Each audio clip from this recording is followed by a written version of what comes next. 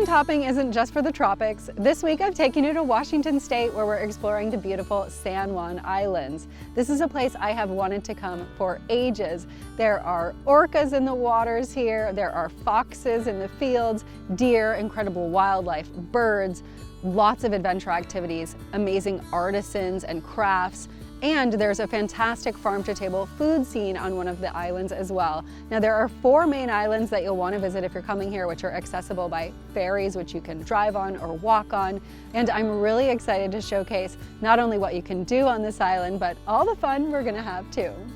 To get here, I flew to Seattle, drove to the small town of Anacortes, a cute seaside community which is full of shops and art. Then I took a ferry across the Rosario Strait to start my trip on San Juan Island. Unlike a lot of my trips, this one is going to be a bit more low-key. I'll be doing some adventure activities, but also stopping by local museums, checking out some lighthouses, and exploring the fantastic food scene. The San Juan Islands are located in Northwest Washington and can be reached by seaplane from Seattle and Victoria, Canada, or scenic ferries in a few different ports in Washington. San Juan Island is one of 3 main tourist islands that most people visit. I only had about 24 hours on the island, which I maximized with as many activities as I could possibly fit in. But before we get to exploring, let's learn a little bit about these islands. For thousands of years, the Northern Straits region has been home to the Coast Salish peoples. Their advanced civilization flourished thanks to the temperate climate, rich soil, abundant timber, and the bounty of the sea. The descendants of the Coast Salish still live in these islands today, and the resources that drew them here also drew European settlers to the area. San Juan Island was famously known for the Pig War, a unique dispute between America and Britain that highlighted centuries of contention over the Pacific Northwest. This took place between 1859 and 1872, and unlike most disputes, it was a peaceful standoff settled by arbitration rather than bullets, and as this is now part of the United States, I think we know which way it went.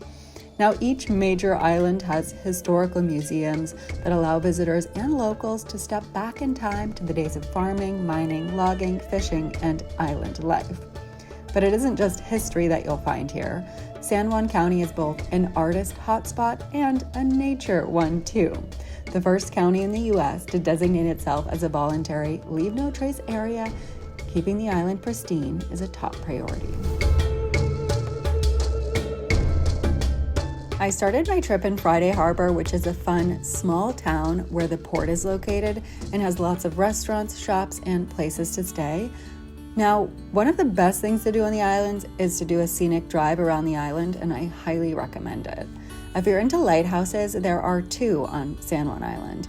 One inside Limekiln State Park, which is open to the public. You can climb up the narrow stairs to the top of this lighthouse. This is a great place for shoreline orca watching, which brings a lot of people to this island. I also stopped by San Juan County Park on the western side of the island, right as a pod of orcas were passing by. The island has lots of options for whale watches. There's also a whale museum located right in Friday Harbor that has tons of information about orcas and the different pods of both resident and transient orcas that you can see around the island.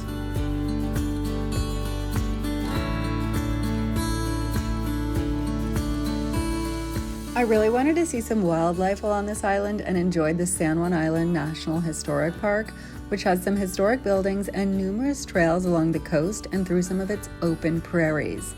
This park has so many rabbits and foxes. Now, these species have brought thousands of photographers to this island for many years. Red fox and rabbit populate the prairies in large numbers, but these animals are actually not native here.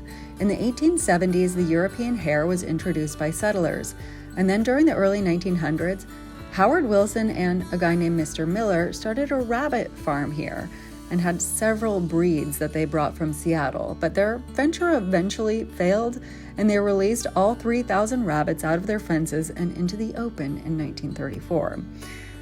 The island basically became overrun with rabbits. As the saying goes, that multiplies like rabbits, and they can pump out babies. 2 rabbits can produce 180 in just 18 months. So later on in 1914, red fox were brought to the island to control the rabbit problem, and now they both live in coexistence with the deer, eagles, and seabirds. If you're coming to this park, please make sure you stay on the trails, never feed any wild animals, and always give them their space, especially denning fox with kits, aka baby foxes. Something I definitely recommend you do here in the San Juans is a kayak tour. I went out on an evening sunset kayak tour with Discovery Sea Kayaks.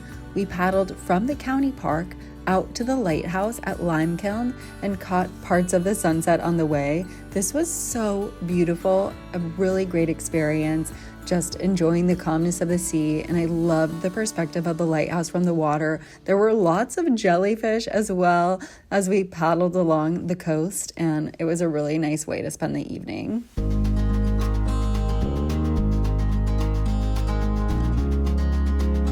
I briefly stopped by Shaw Island the next day for a special interview with a really wonderful woman that you'll be able to see more of in Season 2 of Alice's Adventures on Earth on PBS affiliate KSPS early next year. If you didn't know about this show, I've put some links in the description so that you can check it out as well. And if you want to watch it, it's on the PBS Passport app. Now, this island is mostly private homes, but it does have a small waterfront park that you can explore and a cute country store and market by the ferry terminal. Orcas Island was my favorite because it had great hiking and an incredible food scene. I stayed in the town of East Sound, which had some great places to stay and also an incredible farm-to-table food scene. I started my day at the New Leaf Cafe for brunch and then headed straight over to the Turtleback Mountain Preserve for a hike. Orcas Island is home to a few different nature preserves and parks, and right now I'm in Turtleback Mountain Reserve, which is a beautiful spot to come hiking, and right now we're heading up to a place called Ship's Peak. The trail took me through the forest to several great overlooks where you could see the water below.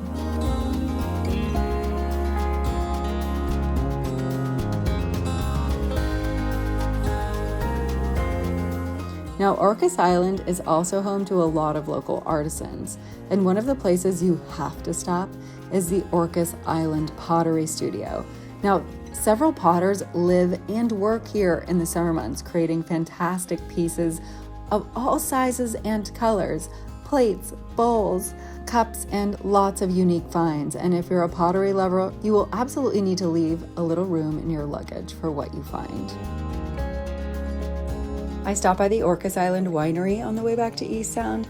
You can stop here for a wine tasting or just a glass of locally produced wine. They're open Thursday through Sunday, and they also sell light bites and have just a really beautiful setting with fire pits where you can sit indoors or out.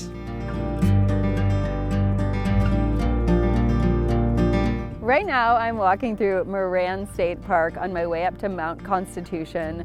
This is a beautiful state park here on Orcas Island. It has spectacular views in just about every direction. There are also waterfalls here and numerous hiking trails. This is one of 4 state parks here in the San Juans, and it is an absolute must if you're coming here to visit. Mount Constitution is the highest point in the San Juan Islands, and at its top is a watchtower reminiscent of Romeo and Juliet, but modeled after a Russian watchtower constructed in the 12th century in the Caucasus.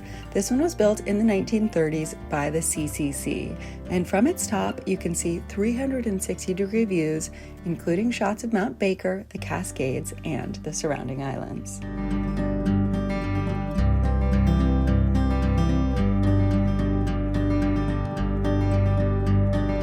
The dining scene on Orcas is top-notch. I snagged a table at a local farm-to-table gem called Mattia for one of the best meals I have had in a while.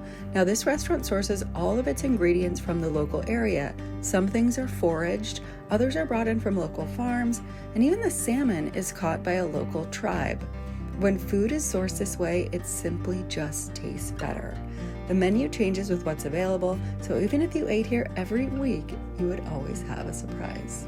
It's time to bid farewell to the beautiful San Juan Islands here in Washington. This has been such a fun few days. This place has reminded me so much of the lakes region in New England where I grew up. Forested trails, the mountains, the sea views. I've just had such a great time, and the community spirit here is so strong. I've felt like such a local. Everyone has been so welcoming, and I've also really enjoyed the ethos of wildlife protection and leave no trace, which is evident everywhere from the state and local parks to just the areas protecting local wildlife. So I hope you guys have enjoyed following along, and I hope this video inspires you to come and visit the San Juans. As always, I'm Alice Ford. Never stop exploring. I'll see you in the next one.